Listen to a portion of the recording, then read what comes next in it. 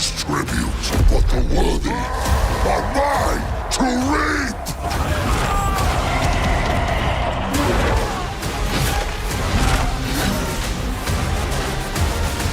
Welcome on in everyone to our first Omens of Destruction series. I'm Space Wizard Total War, and today we will be picking up a brand new campaign with Skulltaker and his Blooded Wanderers. I have been so very excited to start up this campaign. I haven't been able to until we've got a build that has been able to be compatible with what you all will have on a launch. And we'll of course have our customary jump cut very early on here. As you'll notice, this is still a development in progress build, so everything you see is subject to change. But if any of those changes do happen, they're very unlikely at this point, but if any of them do happen, I'll make sure that they are in a pinned comment in the comments below. That way you all can keep track of whatever changes do actually arrive. So we are deep within the jungles of Lustria. The mighty demon Skulltaker stalks the land, reaping the skulls of natives and invaders with equal relish. All get relish when the king of the hot dog warriors arrives. For our starting warrior, our starting armies that is, we get the exalted bloodletters of Khorne, and pretty much the strongest greatsword infantry in the entire game. 3 units of their little baby brother normal bloodletters, which will still be putting in some really serious work. Nothing likes being charged by some bloodletters. We've got the blood crushers of Khorne, one of my favorite of the Khorne cavalry. Even if they have been not performing the best recently, I still love them. We've also got the Blood Beasts of Khorne, our first DLC units of Khorne Forged men or Chaosborn demons. The sight of these slathering abominations on the battlefield precludes any debate as to their provenance. These pretty much act like elite rat ogres. They're very good, but they do drop very quickly if you leave them in melee for too long, or if they get shot up by any kind of mess. Really don't like it. We also have the Blood Shrine of Khorne, Magical Chariot. These guys have received double buffs to make them a little bit more effective. I think they've also received a mass change as well. That is indeed the case. So they are... This wasn't the recent 6.0 update. This was back, I believe, in 5.0 that they changed, or 5.1 of the 5 hotfixes that fixed up how the chariots work. Either way, a very good support chariot. Glad we have it. For our faction effects, we have access to the Cloak of Skulls, allowing Skulltaker to empower his faction by defeating powerful lords. We will have an additional 2 capacity for our Blood Reaper heroes. Alright, another cut, as a Skulltaker is quite fond of at this point. So the Demons Are Reforged is a new ability accessible by all the Khorne factions, where you'll have a set chance, depending on whatever the percentage is, for your destroyed bloodletters to be restored after battle with the equal amount of health to that percentage. So if it's, for example, 10% here to be restored, if they are, then they'll have 10% of their total hit points, and that will scale based on that percentage you have for them to be reforged. So for our faction, we have a 10% additional chance for all destroyed bloodletters to be restored after battle. So this basically is just going to allow us to be very similar to the vampire counts, be very aggressive with our bloodletters. If they fall, they will then come back right in front of our foes' horrified eyes. It's going to be quite fun. We also have less upkeep by 50% for all of our bloodletters and exalted bloodletters, which means we will have just unstoppable legions of them. Legions upon legions of bloodletters. For our Lord effects for Skulltaker, we've got 10% more movement, 100% more line of sight to be scoping out those enemy lords to be hunting down. Frenzy for all of our bloodletter and exalted bloodletters, which will be bumping their damage, their charge bonus, their melee attack by 10, and granting them immunity to psychology, as long as their leadership is higher than base. So your bloodletters are actually some of the only units in your Khorne roster that actually don't come normally with Frenzy. So this melee attack is going to be 44 base before even your bonus V infantry is applied on your normal bloodletters, which is insane. Of course, they don't defend themselves very well, but they will be blending through your enemies like a weed eater on crack. It's gonna be great. Lastly, we have the ability Bloody Onslaught, which is a hex that allows you to weaken a single unit quite severely. And thankfully, it doesn't actually have the caveat that it has to be a Lord or hero. You can use this on any enemy you like, and it's gonna be basically useful in every single battle, unlike some of those. For our map position, we actually start in Hualatl here, in the middle of Lustria. We've got the Huntmaster's Expedition and the Cathayans to the north, as well as the Lizardmen a little bit further. Then we've got the Bretonnians off to the south, so we've got lots of enemies around here, and lots of skulls to be reaping for Khorne. Skulltaker is the Blood God's immortal champion, the greatest of all Khorne's chosen bloodletters. When not campaigning with his master's armies, Skulltaker roams the realms of chaos at will atop his mighty juggernaut, Khorne. He appears before fortresses and strongholds drawn by tales of martial prowess, not magical, and rumors of mighty combatants who might offer some small challenge. When a foolish and foolhardy enough emerges, Skulltaker dismounts from his loyal steed, salutes the enemy with upturned blade, and charges forward to claim yet another skull in the Blood God's name. Only once did he suffer defeat, at the hands of Sigmar. He still bears the scar he earned that day, takes great pleasure in repaying the debt upon Sigmar's inheritors at every given opportunity. Yes, no indeed, Skulltaker despises the followers of Sigmar, as you can see here. For our settings, we're going to be playing on very hard difficulty. I wanted to play on Legendary. I do like the slow-mo shots we can get in campaigns. We're going to get a few of those for this one here. So we're going to play on very hard. I've also got the AI stats modifier set to neutral. That would have the identities of all of our units maintaining as they should be. We shouldn't have any units of our bloodletters. If you have a unit of bloodletters going up against warriors, I think, or like dwarf warriors even on Legendary, it's kind of a 50-50 as if they'll win that fight. So we're not going to have any of that. We're going to have normal battles. We've got the ultimate in-game crisis activated here, just with the Grudge Too Far deactivated, because that one is absolutely fun-sucking. We have set the turn timer to 70 to 80, so it's going to be kicking in quite soon, and we'll have tons of skulls. Actually, the one I'm going to get rid of is the Wild Hunt. Speaking of unfun, Wild Hunt and Grudge Too Far. Vermintide we'll deal with, because that is so many ratty skulls. Alright, without further ado, let's begin the reaping.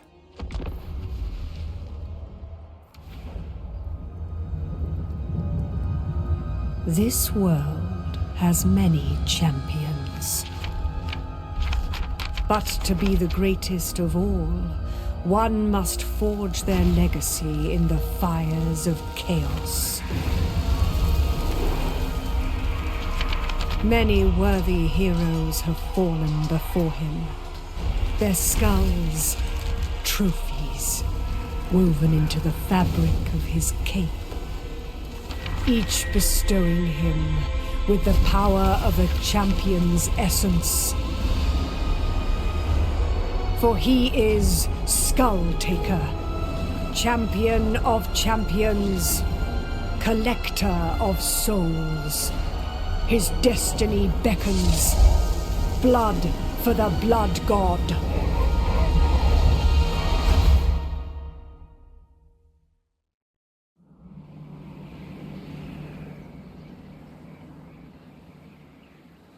The skulls of vanquished champions adorn my vestments and cede their strength to me. Indeed, skulls for the Skull Throne. Look at this bit of art here. Fantastic. Alright, look at Skulltaker. I love the curved horns around the skulls. It's the Blooded Wanderer. The Skulltaker's only concern is to kill worthy lords in battle to harvest their champion's essence, which he siphons into the Cloak of Skulls to augment his powers and abilities. This is his Cloak of Skulls. He spreads Khorne's indomitable will by continually proving there's no one champion stronger than the champion of Khorne. After finding and defeating other lords in battle, he imbues these skull trophies on his cloak, thus himself with ever greater power. We will have that unlocked after we get 25 of this champion's essence. Fair enough. Khorne factions must wage war to maintain their income and harvest the skulls required to occupy territory, raise settlements, and summon mighty blood hosts. In return for skulls sent to the Skull Throne, Khorne grants powerful bonuses and abilities. With the reaped essence of beheaded foes, I thought this Emperor of the Cloak. Indeed, empower the Cloak of Skulls and bring forth the world's destruction to achieve campaign victory in the Blood God's name. First mission, of course, being to hunt down the Apostles of Change. Xinjia's local champion seeks to make a name out of defeating you to garner their unscrupulous master's favor. Slaughter this peon and reap their essence. 500 favor and 5 essence. You can indeed. Actually, you can even take a look at what Skulltaker needs to do to actually achieve a victory. So for short campaign victory, you need to empower 9 skulls of the cloak. We have 9, or I guess 1 of them currently. We need to occupy, loot, raise, or sack 30 different settlements, and be rid, of course, 0. Our reward for this will be the Chain Sword, a horrifyingly powerful weapon that it just shows off the passive down there. Awesome. That will just bump up its base and armor damage up to 300% as you gain up to 500 kills with that unit, which is insane on top of all the other bonuses it gives. If it was just the Chainsword passive, it would be strong enough as is. But don't change it, CA. Listen, don't listen to me. Silence. We'll get out of here. For our long campaign victory, we of course need to complete the short victory conditions, do the occupy, loot, raise, or sack 60 settlements, empower 18 skulls, and then perform 8 rituals of the Skull Throne variety. Indeed. Domination victory, of course, is taking down 272 settlements. We are not going to be going for domination victory, but those are... they're a thing, aren't they?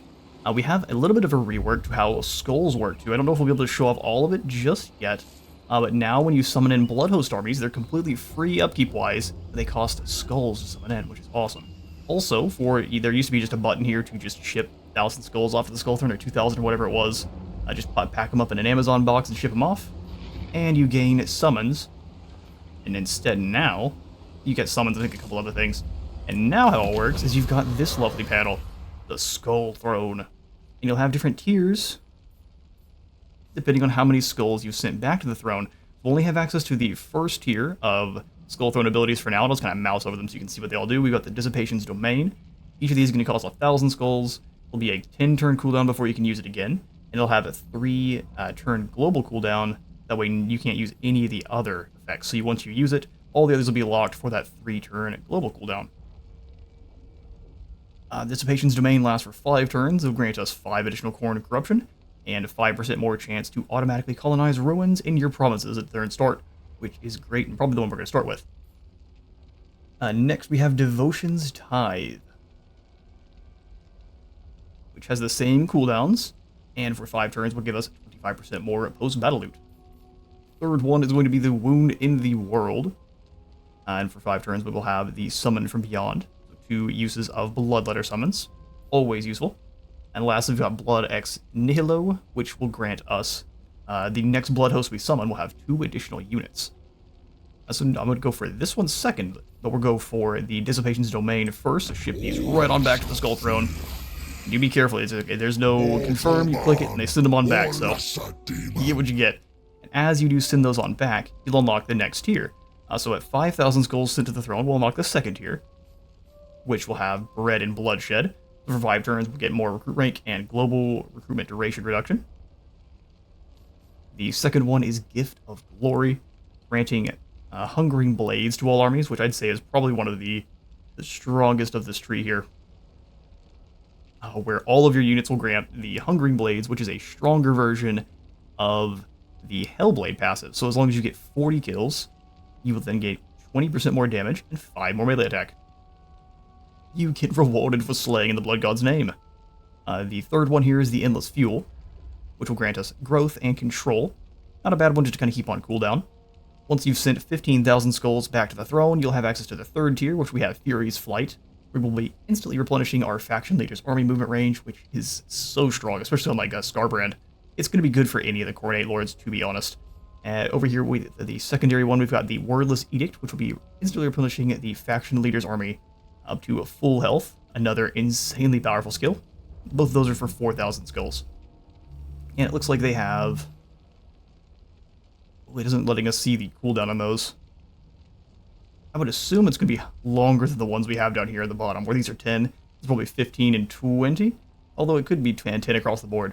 Our very final tier we will unlock after sending 40,000 skulls back, and that gives us the Destruction's Diktat, allowing us to instantly summon a Blood Host at the faction leader. So just an army on the fly for 8,000 skulls, which will be stronger as you do different things in your research tree and whatnot.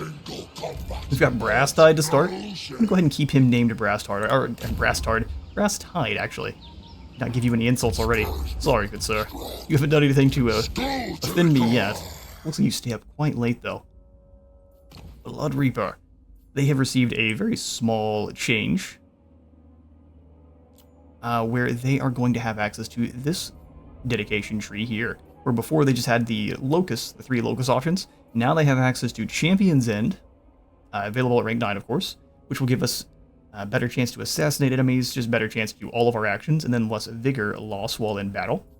Scythe Upon Chaff will give us 10 more bonus of infantry and the Hungering Blades passive. Is that coming on top of Hellblade? Oh, it does. That's insane. Hellblade's bumping up damage by 20%, and this one bumps it up by an additional 20% and gives us more attack, too. Sounds good to me. Lastly, you have the Icon of Slaughter, giving us a longer duration by 100% on Fight or Die, so instead of lasting 36 seconds, it lasts for 72 seconds, that is a very long time. especially for that much additional melee attack, that allows that to really, really bite on in. So it also gives you fight or die, it just allows it to last 100% longer. Unless this is the 100% extra duration. And we'll have to do some testing. You also get an additional 5 leadership to that aura that you throw out, keeping everyone fighting that much longer, especially if they're bloodletters. Very important. For Skulltaker himself, I can't rotate you, but you look incredible. There's also been a little bit of a rework to how all of the Khorne lords work too, so they have all going to have access to this Blood God's Vigor now, where it's automatically granted at rank 8. So you have the level 1, and once you hit rank 8, you'll get level 2. So what this does is it just kind of like your Scarbrand ability, where you replenish campaign movement range after winning battles, and then you gain a little bit more if you raise a settlement. And that just gives you a little bit more rank 2. So it allows you to move across the battlefield a little bit faster. Full Tyrann, hopefully he actually gives you unique stats to other Juggernauts. Skulltakers is the most dreaded Juggernaut of all, a metal-plated beast of primordial rage that carries the Slayer of Kings to his doomed quarries. He's got to be different. Well, we'll see soon, though, because you get a Juggernaut too, don't you? There we go. 60 more armor, 24 more speed, 50 more strength, and 20 charge bonus. Whereas we get all the stats. So I think the only additional for him is going to be the health, the melee attack, and the defense. So he gets 2 additional defense, 3 additional attack. Everything else looks to be very similar. Slayer of Kings. 608 health. Yeah, it's identical except for the little bump to attack and defense, which is a little bit of a bummer. With like a little bit more health coming out of a specialized Juggernaut. Any lore masters, is his any bigger or badder than it says so there, but is it any actually any bigger or badder than your other Juggernauts? We'll get into the battle quite soon, I promise. Next thing we're gonna do is just kind of look at the settlements here. So they've done another change where you have to now dedicate. You can either be dedicated to your demon forces, so you put in a dimensional tear. This will allow you to get all those demonic recruitment buildings, but then you are locked. You're then locked into that path. So you are required to build up. I wonder why it allows us to build this one. Because the kennels are mortals. Or maybe they just count as beasts, so they can be recruited either way. Slaughter Brute. We need to be beelining towards the Slaughter Brute. We already do start with the Bloodletter building, which is great. We need to be beelining for the Slaughter Brute. So, like I was saying, you have to dedicate either one. So if you choose the demonic side, it locks then your mortal paths. So the Skull Harvester, the one with the Chosen, and the Wrathmongers, as well as the Forge. So you need a mortal settlement for the mortal buildings and a demonic settlement for the others. So before you try to just pack all the military buildings into the same provincial capital, now you kind of want to dedicate to the different mortals or demons, depending on what you're trying to build. We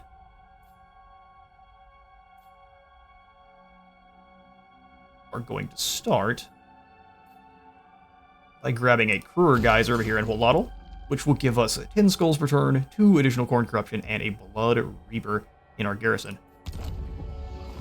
And we'll send Skulltaker in to bop Kihar right on his forehead.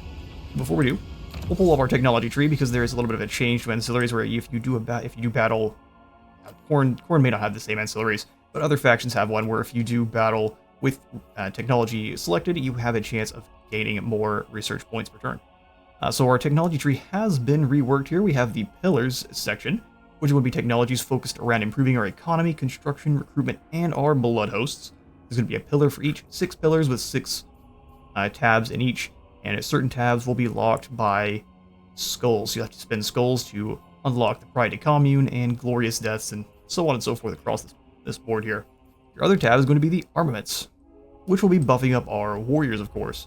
There's kind of one tab for each section of warriors. You've got your infantry down here, cavalry, chariots, artillery, and war machines, and then down at the bottom is the monsters and beast units, as well as your army abilities, such as the Blade of Khorne.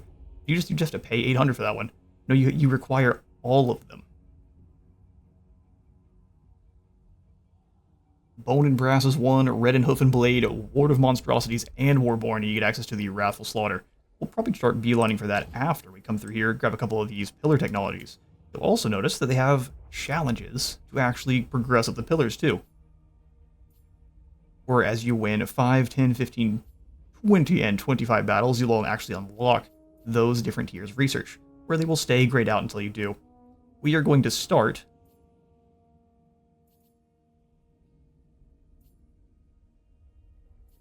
by grabbing a nothing upon nothing. Give us some more Khorne corruption.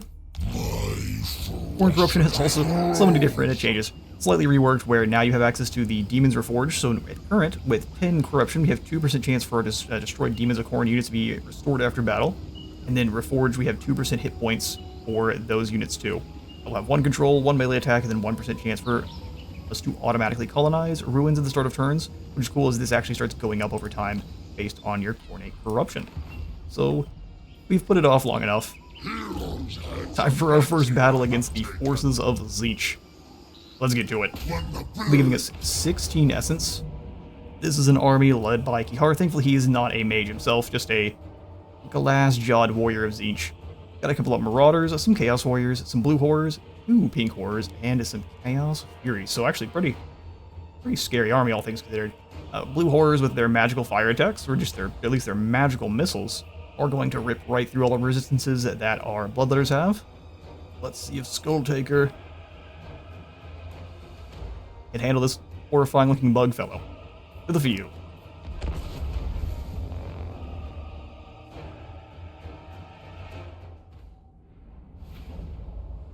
Alright, and if you yourself find you're struggling with these first battles here with Khorne, absolutely go ahead and just do the Skull's ability, Skull Throne ability that gives you access to the summons, because that allows you to completely shut down those pink horrors with the summon of these scariest hot dog lads in the West.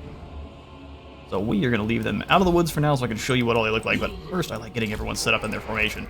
So we'll do... Who's faster out of our Blood Crushers or our Blood Beasts? The Beasts are slower, so we'll go ahead and put them behind. Let the Blood Crushers crash in first, and the Beast can smash apart whatever's left. We will do a Blood Throne here. Reaper. Put you behind the line.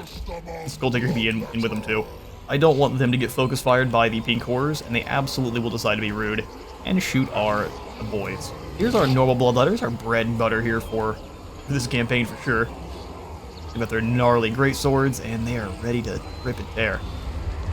Got our Blood Throne, which normally I will not tend to recruit these. I'll just let our Blood Reapers become mounted on a Blood Throne, maybe one of them, and they'll let them be our support, and the others can ride around on Juggernauts and be assassins.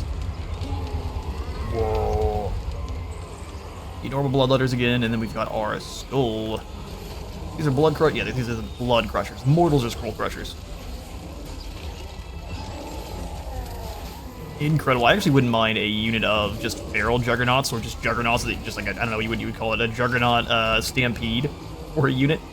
Or maybe they're a little bit worse than the guys with the blades on the back. Similar to your Plague Toads, but chunky, armor-piercing, and very fast. And our Blood Beasts. A mix between a bodybuilder, a monkey, and a Komodo dragon.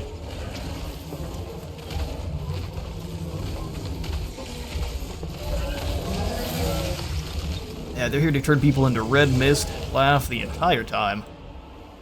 Alright, Legion. What did we not? We didn't show off Skulltaker, did we? That's important. He's over here licking skulls. One of his favorite things to do. He just takes that skull off its hip and gives it a little lick. Like a salt brick, I guess. Gives him more energy. Ooh, but he looks incredible. I love the flaming blade and the skull cloak. They said that it was done by grabbing a bunch of actual bones and clinking them together, which, that makes sense. I would have done the same. I think you just go to your nearby museum and go, listen, guys. We need to sew every bone you have into a cloak. Don't ask questions. Khorne wills it. They've got our Exalted Bloodletters with their brands on their forehead and their extra spicy blades and a little bit more armor, because Khorne likes them more than their others. Alright, before we start the battle, let's just show off the graphic settings. This is what we are currently rolling with. pause if you'd like to see it for a little bit longer. We are going to get right back to it. Battle begin. Alright, so I'm going to send the fast boys up and around, and this squad is going to go this direction and convince Tzeentch they need to look the other way. Fight the strong. Indeed. Some movement animations here. Of course, we've all seen Bloodletters by now. Let's go take a look at Skulltaker and listen to his cloak. Good work the audio team put in.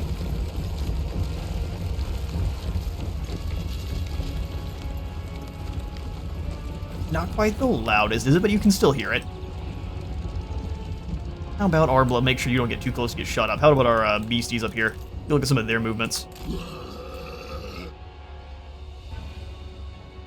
Oh yeah, no, I could definitely see the start for the Monkey Warriors.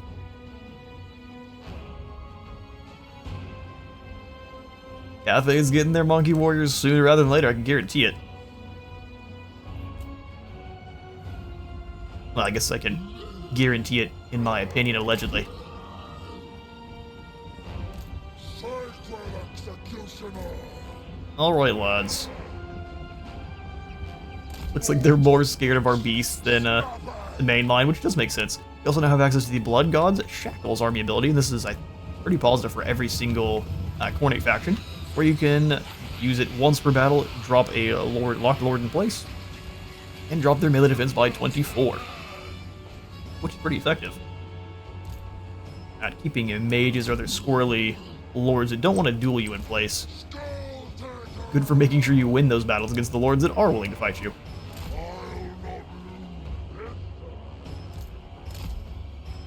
I'm impressed they're willing to stay back. So we're going to let the main line charge in. So let's go Bloodletters. Oh, they rotated. Oh, here they come.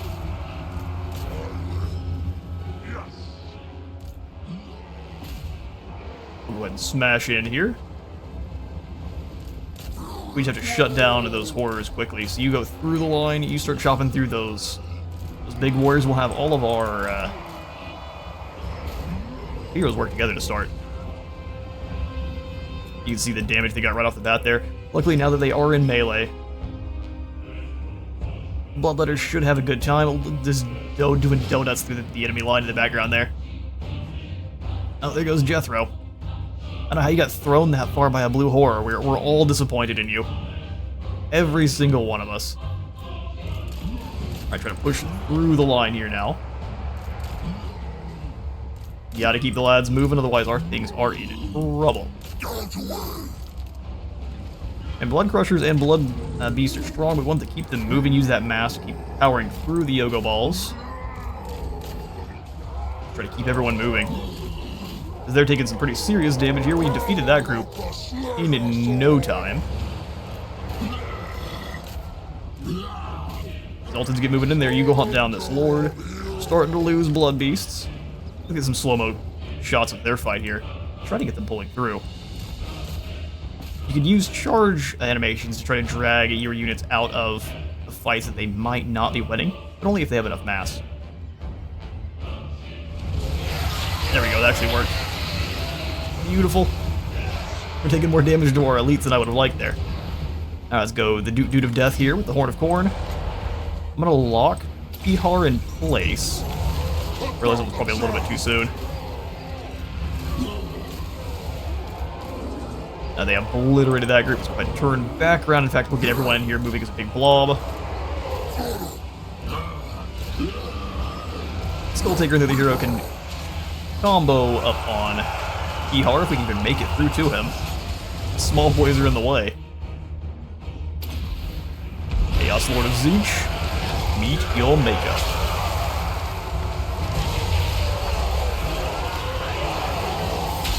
I'm going to turn the volume on the game down just a smidge so you can hear me over what's happening. If you haven't been able to until then, I apologize. These battles are quite loud. Even with my mix supposedly perfect. Now, we've lost quite a few of the Blood Crushers. You guys get on out of the fight. Seems like Skulltaker's having a hard time finding the unit I want him to throw hands with. Bloodletters, you all charge through. Exalted, you can help me here.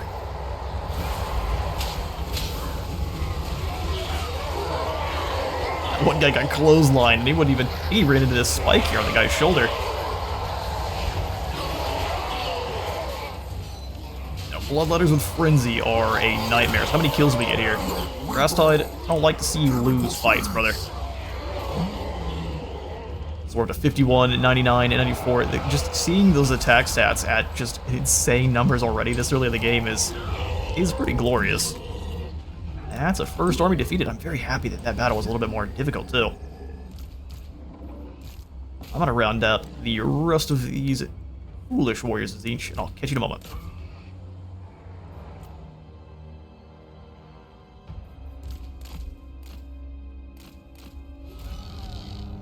Alright, first clash of blades on magical blades. We win pretty handily there. 41 fall. Most of that going to our Bloodletters, and I think at an initial brawl, we did lose more Blood Crushers than I would have liked, but that's alright. 3 points for Skulltaker right off the bat. We're going to go ahead and reap these captives because skulls. 4 skulls for Skulltaker. He licks every single one of them before he sends them back to the throne. Sometimes it irritates Khorne greatly. He picks one up and it's like, oh, this is Skulltaker. There's our 5 more essence. So now we have to take down Keytax. And apparently we get the Hellforged Host at rank 2. Yeah, sorry, what? Death begets more death. Once the hungering blaze tastes blood, nothing can stop the carnage that follows. This cornate scourge. I mean, sure. Don't mind if I do. Bravo! Victory is now in. So what do they do differently from your normal? Instead of Hellblaze, they have the Hungering Blades. Skulls piled here. Yes. They have more armor too. Yeah, they have 20 more armor. And a little bit more health. And not bad. We'll take it. Plus it's an extra unit of Exalted Bloodletters. This is early in. Absolutely. Alright, we're gonna go ahead and grab Dominating Presence and Route March right off the bat here. And then increase mobility for Brasstide so we can move as far as we can, as quickly as we can. We might even have to use these Unholy Manifestations to make it into Keytax. Yep, we can't quite reach. Always is the worst. Okay, so we will just go ahead and move. Skulls piled here. Yes. Guess as far as we can, but not close enough that the that army is summoned into help in this battle here. So we'll go ahead and grab our Unholy Manifestation. Eternal War.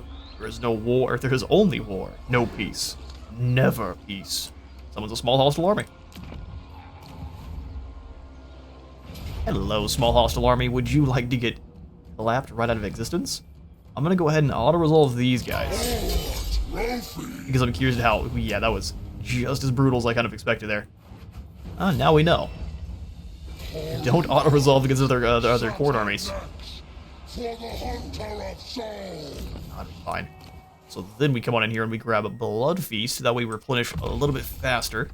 And for Brasstide we go for Brutal Charge to make him stronger and have more charge bonus. Really, no ancillaries yet. How unlucky. 2 battles and not a 1. Hello there, Keytax.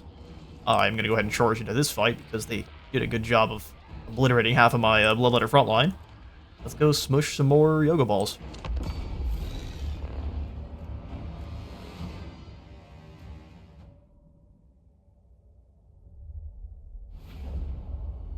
Alright, this is going to be one of those fights where we're going to take a ton of damage right off the bat, and then it's going to die down after that. But this front initial is going to be not so fun. We want to spread the line out as much as we can. I'm going to go Blood Beasts here. In fact, we might actually put them up front. The way they're the ones taking the damage instead of our Bloodletters. While they do have a chance of coming back, I'd prefer not to try it, because I always get very unlucky, and my units don't come back at all. That's just... Listen. I've played lots of Undead in the back, and when I do, I just never seem to get very lucky. We'll use the armor here to block a lot of the Blue Horror fire if we can. Because even the Blood Crushers are at a good 100 armor.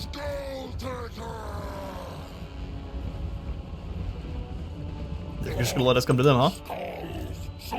Let's split up what they've got there so there's not as much combined missile fire.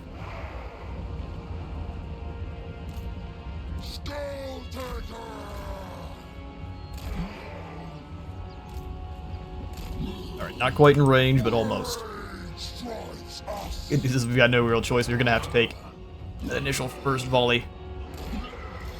Alright, Bloodtroyan, you get in there, and then you're just going to have you charge all the way through.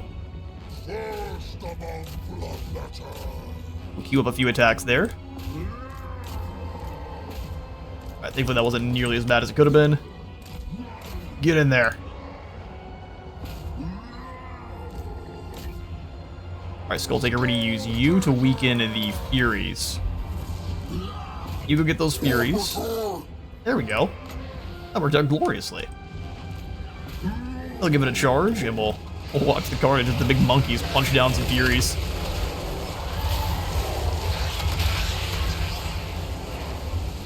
Take a little bit of damage there as the Blue Hordes get one volley, but that's all they get.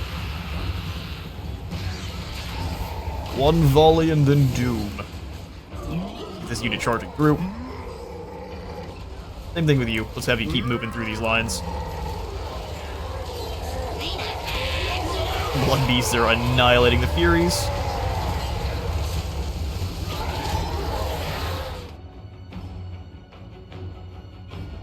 Beautiful golf swing coming off of this polo champion here. Rest in peace, that Blue Horror. That was a fantastic battle. Well done, Warriors of Khorne.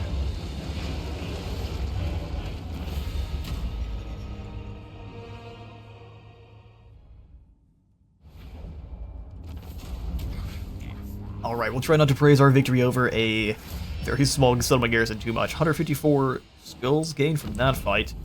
And then we can come on in, and we have a couple new options. Well, there's only one really new option. So how the Blood for the Blood God works now is you'll spend a heap of skulls after the fight, and that will summon in the Blood Host armies. We're going to do that at the moment because we do need some extra reinforcements. Especially free reinforcements. There is no reason not to. Crimson Reapers come on in, and there is not a coin we will be spending on these lads, which is so fantastic. Not a bad army either. 3 Fleshhounds, 1 Fury, and a heap of pretty elite Bloodletters. Sounds good to me. We'll bring both these armies in together after Chakwa. Probably summon in another army, and then move as one after the Elizabeth up here, or if Bordelot has started to build up, we'll just throat chop them instead. Skulltaker! Still no ancillaries gained by Skulltaker. We'll come on in and grab another point into Blood Feast. Need all the replenishment. Only the finest. Let's go Slaughter on Brass Tie, give us some more weapon strength and a physical resistance. Not going to worry about. So we'll go for resistance first, and then we'll swap back over to kill for the defense. He already has an insane number of attack, so we wanted to start working on shoring up their weaknesses first. Khorne's champion! Indeed, Skulltaker. We do, however, need you to do some demonic portal replenishing as we travel on over here to Chakwa. Patience. Those skulls will wait. Patience and time. A few other coordinate changes we have here. Quite a few of them. I actually even thought Khorne was in a pretty good spot previously, but now they're even better. So Bloodletting before had you basically being forced to fight every battle, every single turn. If you were inactive for, I believe it was even one, you had one turn of inactivity, and then that was that. You'd start dropping down really quickly. So now all it's doing is dropping Khorne Corruption, the local province, and melee attack. Where before I believe it dropped growth, upkeep, and replenishment. All sorts of stuff was dropped by being inactive. Now also Bloodletting, so 0 to 1 battle victory drops upkeep, gives you more corruption. More upkeep reduction, more replenishment, more corruption, and then global recruitment duration reduction, which is awesome for being on campaign. Being a murdering gives you 5 to 7 battle victories. Even further upkeep reduction, more casualty replenishment, more corruption, and the same amount of global duration. And then the final tier, 8+ of battle victories, gives you the maximum tier of all of those bonuses, and then an additional -1, so -2 turns to your global recruitment duration, allowing you to get even more elite troops even faster, which is awesome. We are going to, of course, continue to build up our well. I was going to say we're going to build up our squad of Bloodletters, but Fleshhounds are intriguing. Let's get 2 Fleshhounds and 1 more unit of Bloodletters. You get Fleshhounds just out of the normal Khornate Calefactor now. They don't come from the Kindles anymore. How strange. It's probably because they're a demon, so they swapped them back over to an actual demon building, where all the Kindles are supposed to be mortal. Alright. Once I've built up a little bit more, we're going to go full Total War mode, just start declaring on pretty much everyone and collecting skulls at will. But that's our first turn here. Only factions we're going to make any kind of deals with are going to be the Ever-Chosen, and, well, we may still challenge him just because. Yeah, I have many luck secret scrolls of power. Share with you, yes. Did you just offer to share magic with me? Did you just offer to share magic with me? Who are you fighting right now? Hunt Marshal. I'll join your war with Clan Mage. They offered to share magic. Oh, he doesn't want to. Oh, weird how that works. Okay, well. Declaring on you right now would be foolish. Let's go ahead and end the turn. It wouldn't change our campaign at all, but onward to the Prince of Apostles and 16 more essence. Right, mission successful. Capture. Oh, Khitax fell to slaughter already. That was fast. It gives us 5 more Champions Essence, establishing a foothold in Lustra, so we were supposed to capture that one, were we? Well, I'm very glad we got lucky there, then. Essential in hunting down and imbibing the strength of the champions who dwell here. Go forth and take Khitax. Done. Now we need to capture the Guanji Valley. That'll give us 1,000 more favor and the Shield of Tolos.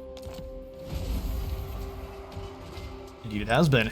Drawn to destruction. Good thing there was a bunch of mass murdering crazies there. Power any skull in the Cloak of Skulls. Oh, it's time. In blood-soaked claws you hold a fresh skull. Its champion's essence coursing into your demonic veins. Channel this power through the Cloak of Skulls to augment your peerless might. Here is our Cloak of Skulls. Oh, we get the whole tutorial thing too. The Cloak of Skulls is comprised of 10 unique skulls. Each skull can be empowered to provide different effects and bonuses. Selecting a skull within the Cloak of Skulls panel displays its effects while empowering. While empowering, it's only possible after previously empowering another which connects it. So you have to move in order. Got it. It's a little bit weirdly worded. Each skull may be empowered through 3 levels of effects, but at increasing champion's essence cost. So the different skulls get more powerful as you go. How awesome. With a valid skull selected, empowering it will deduct the specified champion's essence and grant its benefits. A list of the effects provided is over here on the activated effects tab. Awesome. Sweet, so we have this first one to start. Oh, that's where we're getting the Blood God Shackles from. Ooh, I thought this was for all Khornate factions. Guess what? It's not. For centuries, Kalek defeated the countless champions that ventured into his corner of Nehekara. Kalika? Kalika. Proclaiming himself the greatest duelist of all Desert Kings. When Skulltaker called for the strongest of the Nehekarans, only the foolhardy Kalika answered. This day, his skull still whispers the word, strongest. Blood God Shackles. Once we power it up, we'll gain the Cloak of Skulls. So at more than 40 kills, we will have 25 armor, 20% missile resistance, and immune to flanking. At level 3, we'll have 2 uses of the Blood God Shackles. And it will drop defense by 40. Does it last any longer? No. You also get the Cloak of Skulls upgraded, which is just higher stats. Yep, 50 armor and 40% missile resist.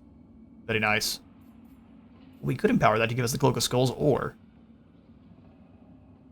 Iron Neck the Wanderer.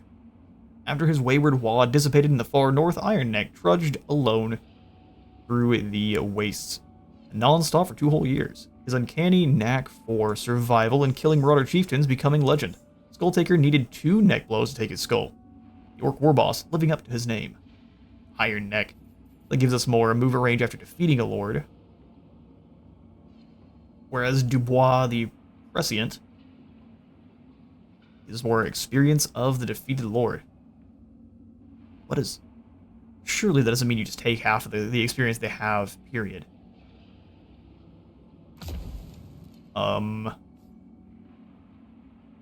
Yes, please? Khorne has spoken. Alright, well, Skulltaker was destined to come for the Bretonian Knight's bloodline sooner or later, for it carried greater strength with each passing generation. With his final breath, Dubois uttered that it was his successors, or that his successors would not share his fate. Only time would tell. We've got Calica and Dubois now. 1,000 more favor. Slaughter! Gibaja up here is offering his skull to us, though, which is quite nice. We could split up. Was another demon. Send the Reapers after Tloxlon. Tloxlon would be a difficult ask, even for them. Well, those are just skinks, aren't they? Oh, they're just skinks. Led by a Kroxigor. That might be Skulltaker's job, while our I do not lessers go after Chakwa.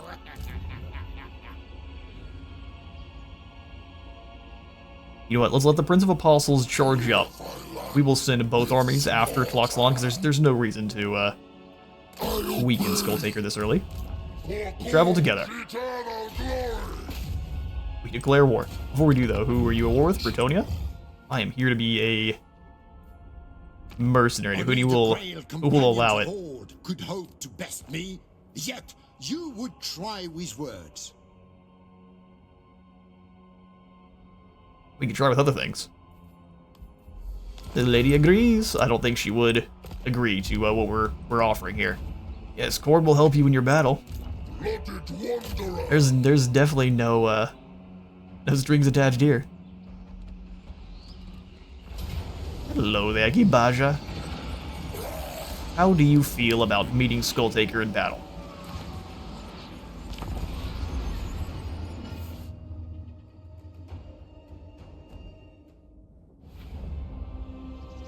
Alright then. Lustrian Temple City? Or like rubble? Let's go ahead and just hit here. So we'll go ahead and set up the Legion. I'm gonna go ahead and deploy some hounds off on the sides. They'll have to be doing a little bit of dodging. But it will keep the enemy deploying their skinks all over the place. Allow us to get inside that much easier. So we'll do expendable bloodletters up front.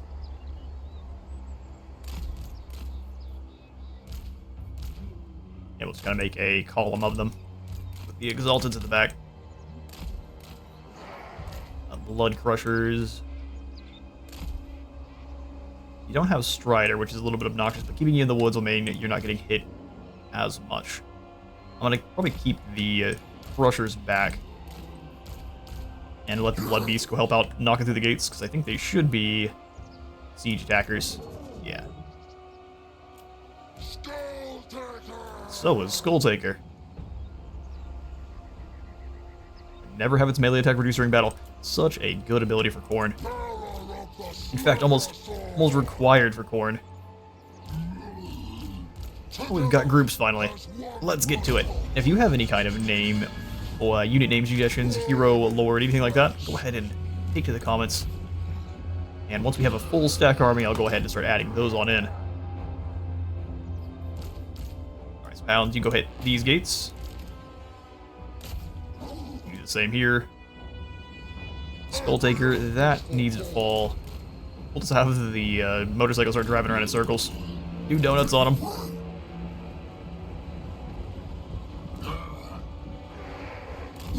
And since the Kroxigor actually can't take the walls, we will have our Bloodletters do so. Because any skinks that try to stop them are just going to get wiped out.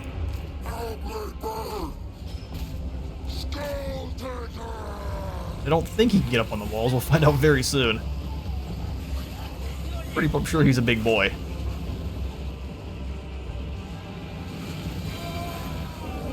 Skulltaker and the Blood Beast in on the gates. Are working on it. Ladders deployed. Doggos nom-nomming through their gates. Dude, it's not working nearly as well for them. Drive on forward, that way we can get the buff up to everyone who's up on the wall. Gonna avoid this Kroxigor for the initial.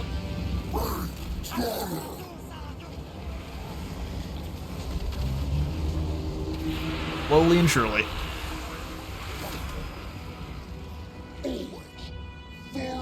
It appears that well, I guess they did take everyone off the walls, but it seems like during siege battle there's something weird happens where you even have a couple guys on the wall. It counts everyone who's here just kind of stacking up to get up on the gates or on the ladders. It counts them as actually being on the walls.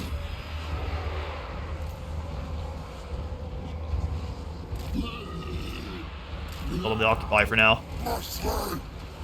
Hold the line. They're gonna try to draw you down, that way the Kroxigor H can actually start doing some work. I say no thanks. Here come our reinforcements.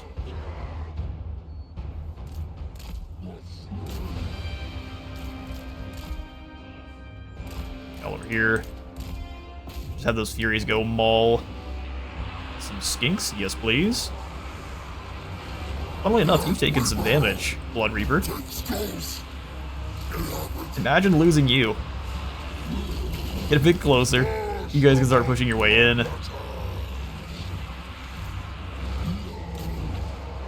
chopping through these skinks. We'll bring him over here. That way he's not getting just wiped out. Let the skinks start getting cut down by our bloodletters. It could just be they were very accurate with their initial javelin chucks, which fair enough. Ooh, did the ancient come out to fight Skulltaker? Did? Perfect. You are uber doom. War for Khorne. They threw their pitiful javelins at us, and it didn't seem to do much for them. Oh, they didn't. We actually didn't open the gates. Oh, they're cheesing us. How lame. Oh, let's just go ahead and kick in the Dude of Death. We can capture one of the zones. I love it, they're throwing over. I don't think javelins are going to do much to these warriors here. Being these skinks, their spawning was doomed. Oh, here comes the Kroxigor. Yeah, that's what they were waiting on. Me to deploy the warriors down. Pretty cheeky there, Lizardmen. Pretty cheeky indeed. Everyone on top here, go ahead and funnel down, start chopping skinks.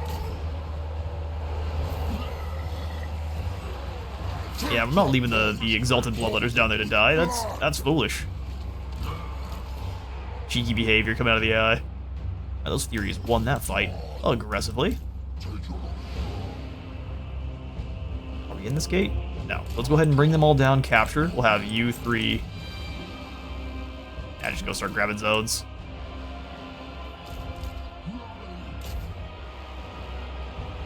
These gates, we are indeed start sending them in. We have it. The ground, if not the battle, is won. If not the battle.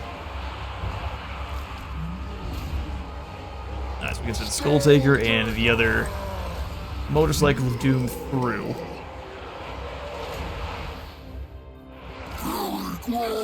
I don't like how deep you are in this group of skinks. Push through, get back with your troopers there.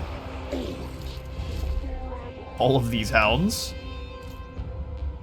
come through and maul some skinks. Let's go Blood God Shackle on this ancient who's activated himself some abilities.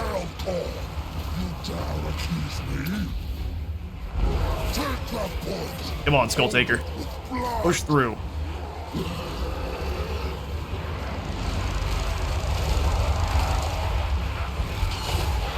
Professional donuts on the Kroxigor. Skulltaker, turn around, brother. There's a Kroxigor there.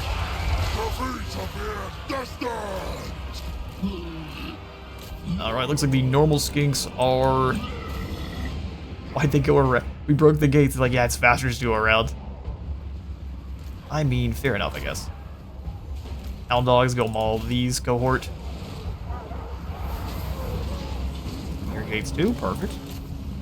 Send the blood beast in. Skinks. Hunt down this lord, we need that skull. Battle is considered a defeat if you don't claim the skull.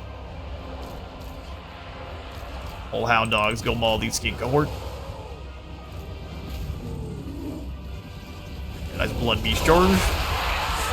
From the top rope. Ooh, a skink javelin right in this guy's back. Gives him the acupuncture buff. Did we win the battle? Yes, we did. Furies crash in. He has plenty of skulls to claim. I'm gonna keep ripping through what's here for the experience and for the skulls. We'll see if you get more of it. And I'll catch you tomorrow. Alright, decisive win as we expected against just a heap of skinks. 300 skulls reap. Glorious golden sword going to, not the blood brutes, or the blood beast rather, but the... And these Furies almost took it. That was this group of bloodletters though. There. They put in more work than everyone else. We don't necessarily need the cash. Replenish would be nice.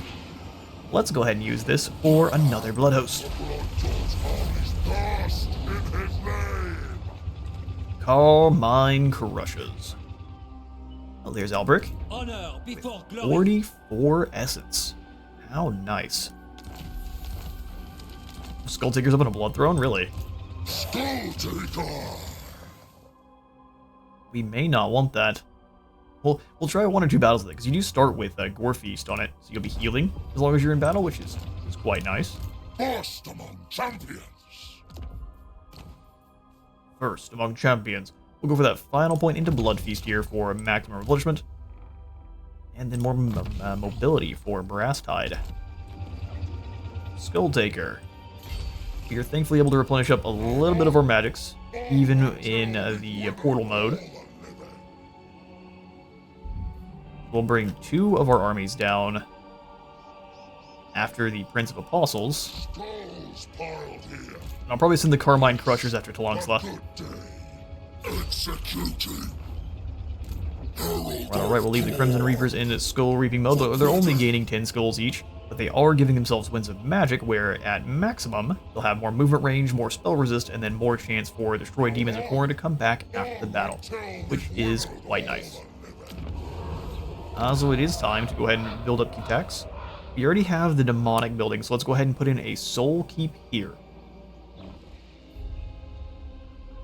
20% less upkeep for everyone in the region. That's pretty incredible.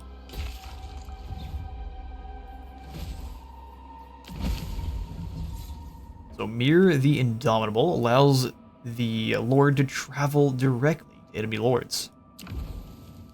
That would cost minus 50% and then minus 5 turns in the cooldown. I think we actually probably want to come over here and grab the Cloak of Skulls for a nice passive. Bonus versus infantry for every Cloak of Skulls empowerment. Melee attack and weapon strength. Melee defense. Armor and resistance. Skulls for defeating lords. Any skull piles across the world are moved to Skulltaker's location. Any and all of them? Sure. Johann the Demon Hunter. Extra chance for all of our armies to have our demons by 50%.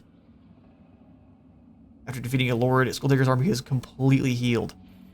Okay then. Corruption after defeating a lord, or ruins are revealed in the shroud after defeating lords, and then any ruins in the local province are immediately colonized into Pirate Lord Penko. Blood hosts healing. And then summons a blood host after defeating a lord. Wow.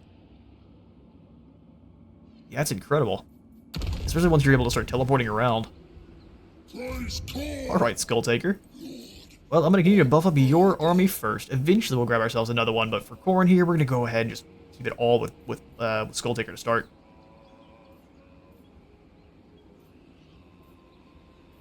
Furies cost an equal amount of bloodletters. Well, they have a lot of strength, too. Now we'll go ahead and grab a couple more bloodletters. Costs us 130. We can grab 3 more, just about. Unless we lose one of our settlements. Hey, 3 more bloodletters, 3 more bloodletters.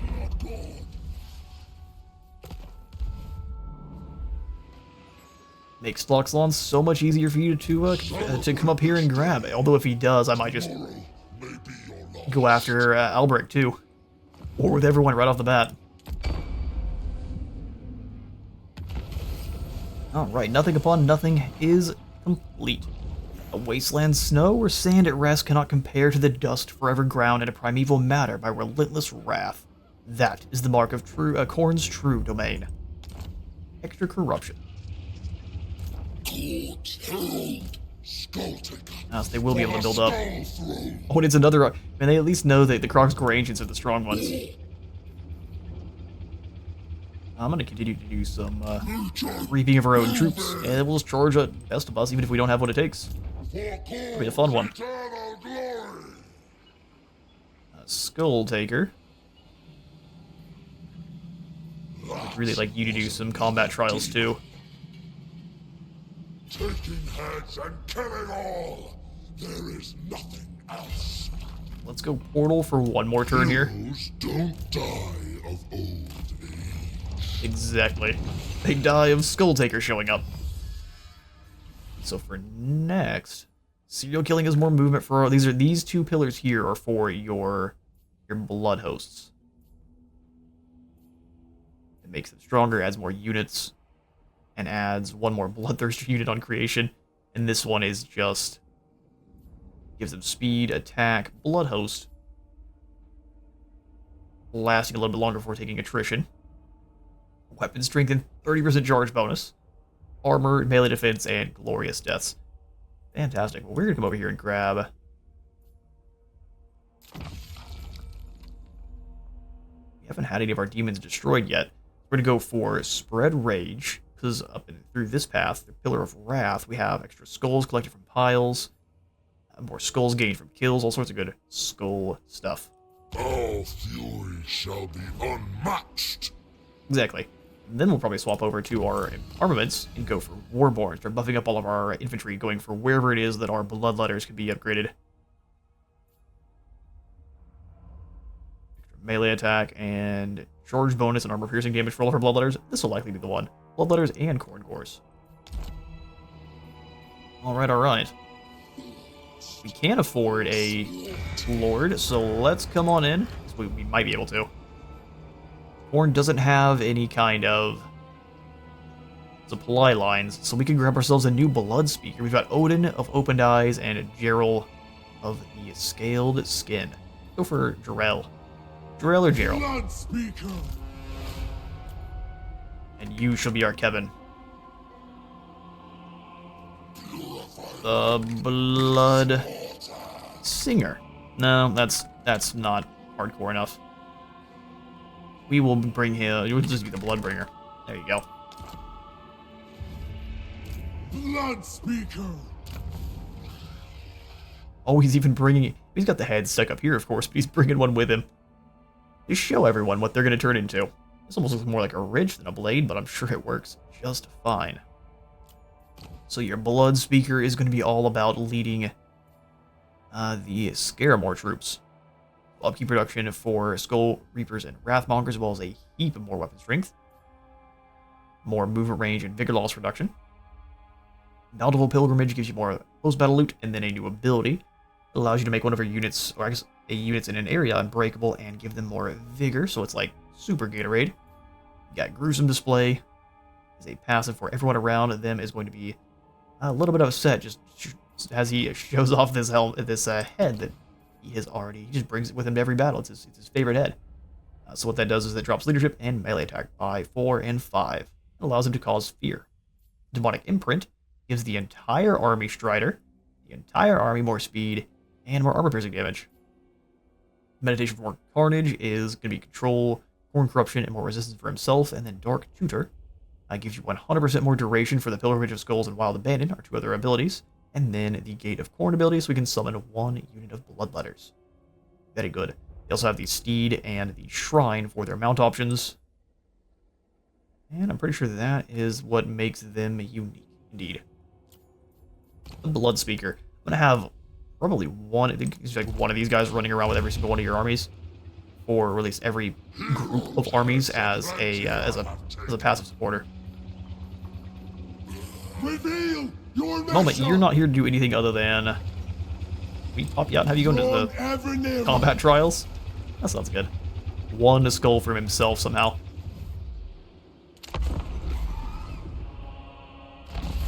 Alright, the Paladin Nurslings are no more. Filthy, disgusting Nurgle. Land Mange also no more. Cowardly Ratmen meet their match. It's like Alberic. Valiant Lord. I guess he's gonna go fight Vestalbus. Let's see if the Carnine Crushers can handle it. Yes. For some reason, I think they're gonna have a hard time here. Ooh, Irquin, we can go ahead and give that one a auto resolve, and I probably will. First, though, we need to send some more skulls back to the throne, and I'm thinking, instead of just the more units of the Blood Hosts, let's snag the extra post-battle loot. Yeah, we've got a little bit of a weak treasury. Thank you kindly. Or lesser demon. Radio Collection send 8,000 skulls back to the throne. That'll give us 3,100 favor, the Rock of Inevitability. It was a good melee defense and a speed drop, so basically just, you're going to be caught. You better just give up. That Banner of Hellfire for a Mortis Engine effect in combat, and then some spell resistance. Not bad. We'll have the Carmine Crushers here finish off Vestalbus. Thank you for your hard work. And then we'll go ahead and... let's sack the settlement. Indeed. And then we'll go ahead and just stay here and keep doing the old skull thing. I'm going to stand right next to Tlongslaw. That way if Alberic tries to fight them, then he should draw us in with him. And then we get some actual, more relations with him for combat support. Blooded Wanderer. Oh, Feathered Torque. Weakens flyers by a lot. That'll be good against the different pterodons that the lizardmen have. Alright, Skulltaker, let's get this motorcycle moving. Down to Chakwa. Decisive victory, you don't say. Crimson Reapers? Can you join? We'll find out rather soon. Looks like a definite maybe. Oh, Kevin may not be able to join though. Weaklings, halt our progress. You're the only one here, bud. I shall not set foot into the void. Oh, he can't make it. Blood, spill blood. So we brought him all the way over here in March for just about nothing. Crimson Reapers can join though. I'm gonna go ahead and pass out the Lichbone Pendant too. Does anyone not have magical attacks? At this point, only the Blood Beasts, so we'll fix that. Now they're magical Blood Beasts. This is another battle I'm gonna go ahead and hand over to the auto resolve. Actually, take it back. This is it's a mage. Go get ourselves a Mage's Skull. One more battle here for this first episode. Make it a little bit of a longer one.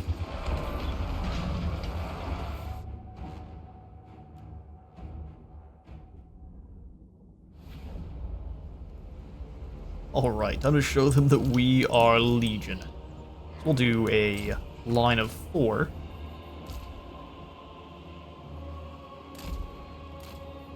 Let's go the ones that we can't replace yet on this side, and then the ROR, which can be replaced on the other end. It'd be harder for them to shoot them to pieces over here. Our secondary Legion of Letters.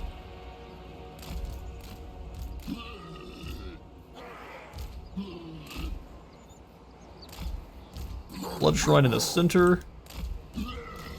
But still back behind our units. Flush Hounds, you guys should have Strider, don't you? You don't.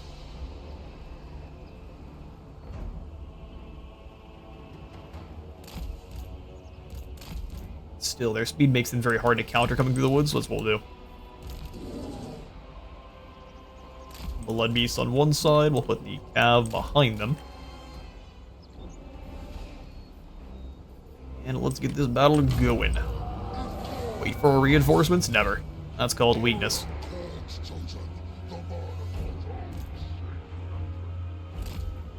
Exactly, we need to see what's going on over here.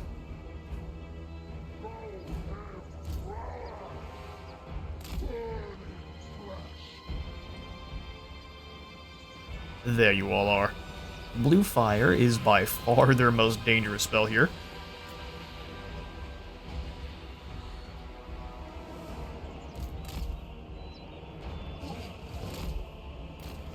Don't really want to come on out here because then they'll just send both their Furies over and they'll actually deal some pretty good damage to our Hounds.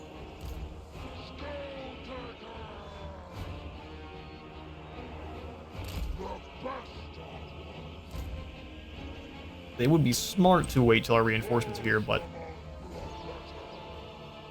let's go across the ground quickly here.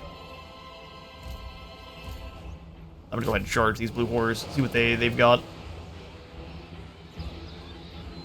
These two models can react. We'll see if they have the time.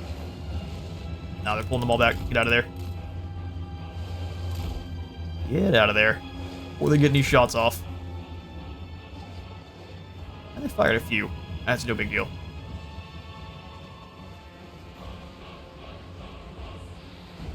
Alright, you two and Skulltaker. Let's go with smash this side.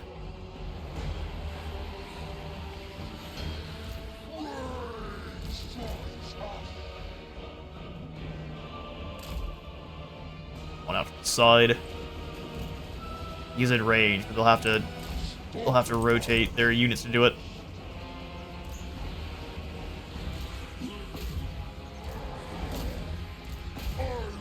Alright, reinforcements are here. Get them over here.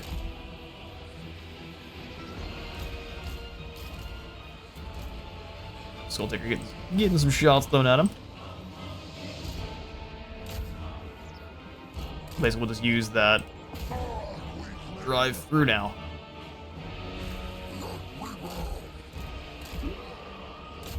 Reapers in.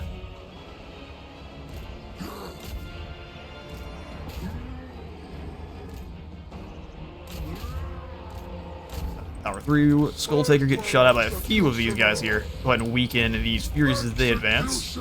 Is my special ability. It's his special ability, is it? Alright, Blood Beast getting smacked up a little bit. They truthfully aren't the most impressive of the units. Go ahead and lock this Herald in place. Kill for Khorne.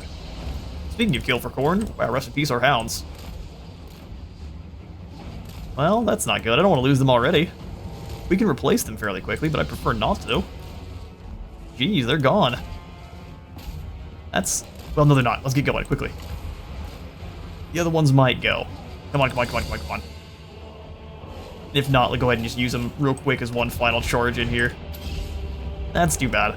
Left them in their own for their own devices for a little bit too long against magical attacks. They just got wrecked a little bit.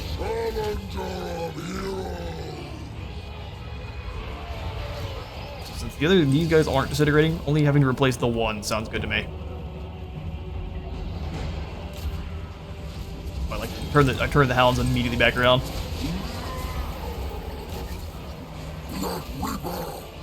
Alright, that line is gone. It was just blue horrors. But they managed to take down our Hounds. Both units, actually. How sad. Good news is there's always more of those.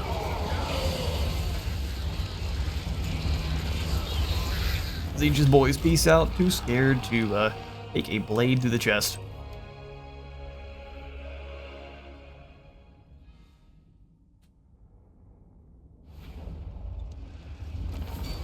Alright, well, at the cost of a couple of flesh hounds, which really doesn't look like that was worth it in retrospect to what we were fighting, we managed to conquer another city. And this one, I think we'll go ahead and take the skulls for the Skull Throne. Let's sack it first. Khorne does not lust after tires, only blood and skulls. Exactly. And then we can have you do some raiding while we're here. You can do some raiding. Bloody Kevin.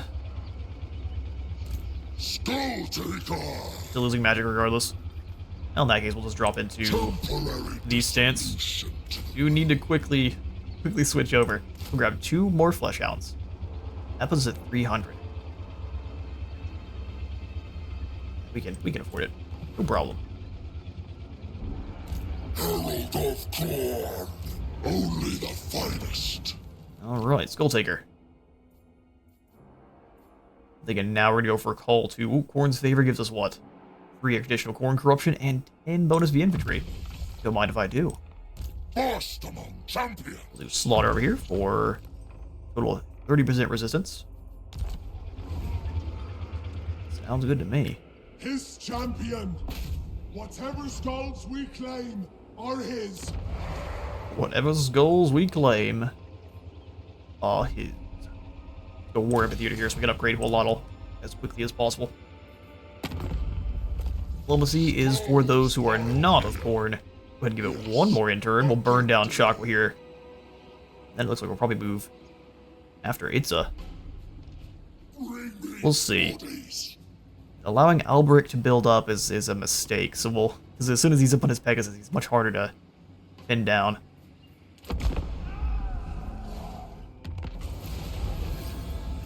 Alright, spread rage. An ocean of hatred. A flood of fury. Spreading sea of purest rage and unbound wrath.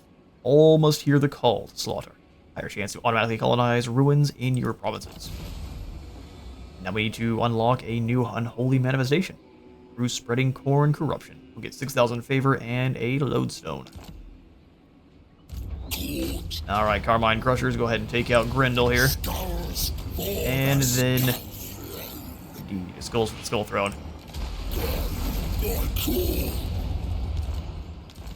Absolutely. And then these Carmine Crushers can go ahead and get the boot.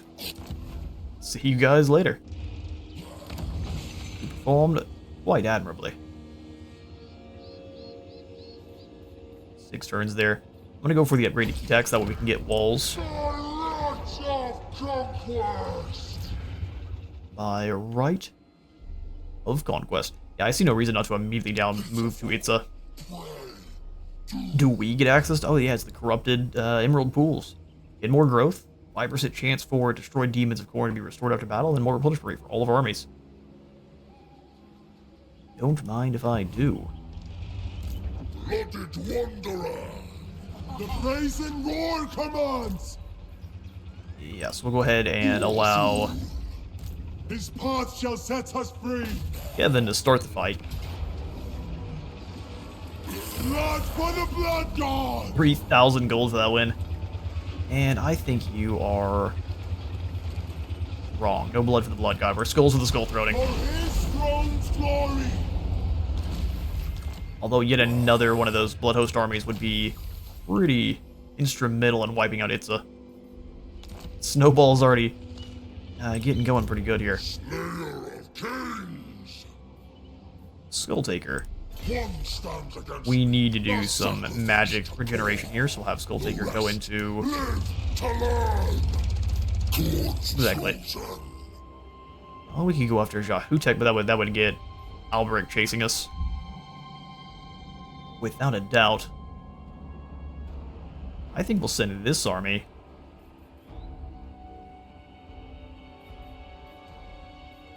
March faster, faster. We'll have Skulltaker and company go after Itza, and the Crimson Reapers can try to push through after Jodl. They're gonna blitz.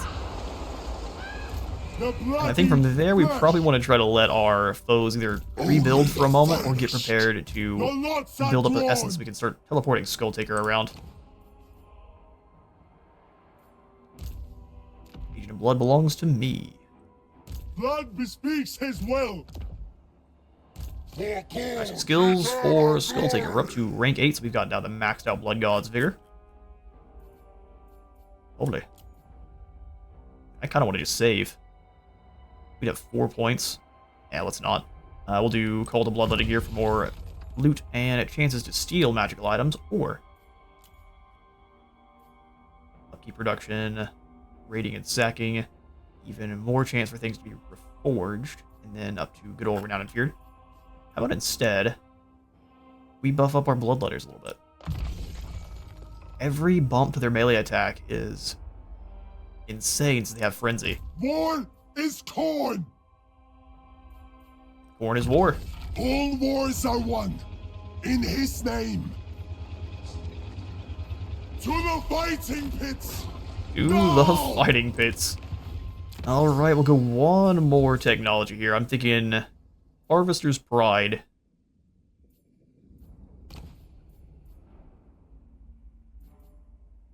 None of these are super impactful right off the bat.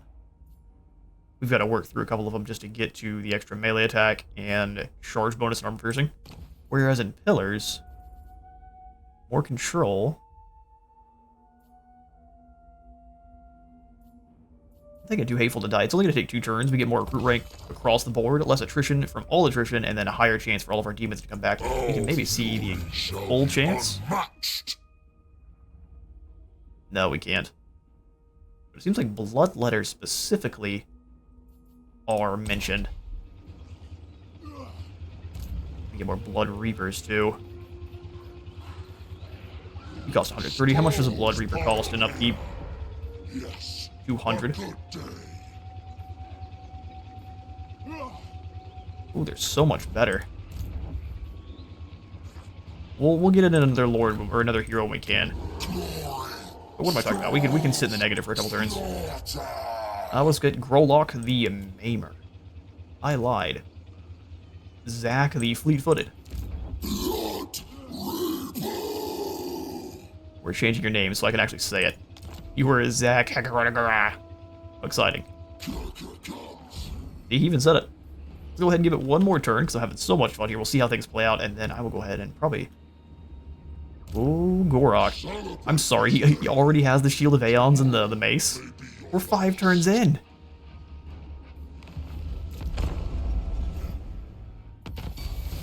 Alright, we are successful in spreading enough corruption of the Khorne variety. Yeah, the trees are starting to bleed souls. It's concerning for the people around here. But not for us. We've got a lot of gold. He just went ahead and built up in Tloxlon. He's also rank 5 without having to do any kind of battling either. That's pretty impressive. The Cloak of Skulls! I mean, could we... Oh, Gorok ran. Let's see, could we take that army? Probably. It's going to be a nasty fight. We can definitely take Itza, though. Oh, yeah.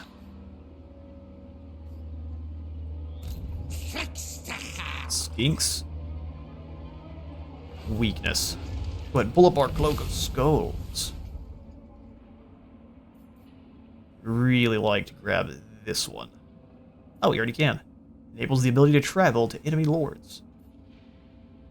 You know what? No, let's go for the Cloak of Skulls first. Level it up. It only costs 25 to do so. The Cloak of Skulls feeds my rage. Exactly. And with it, Plus, as he's getting those kills, that 25 additional armor, missile resist, and immunity to flanking will make him an amazing duelist. And then we'll save for the empowerment here. Or maybe even better yet, the buffed up version of the Blood God Shackles for the 50. We will find out. But for now, I am out of time for today. Thank you all so much for stopping by the premiere of our Skulltaker campaign. If you all enjoyed the video, remember to leave a like for the like god and a sub for the sub down, and I will see you all in the next one.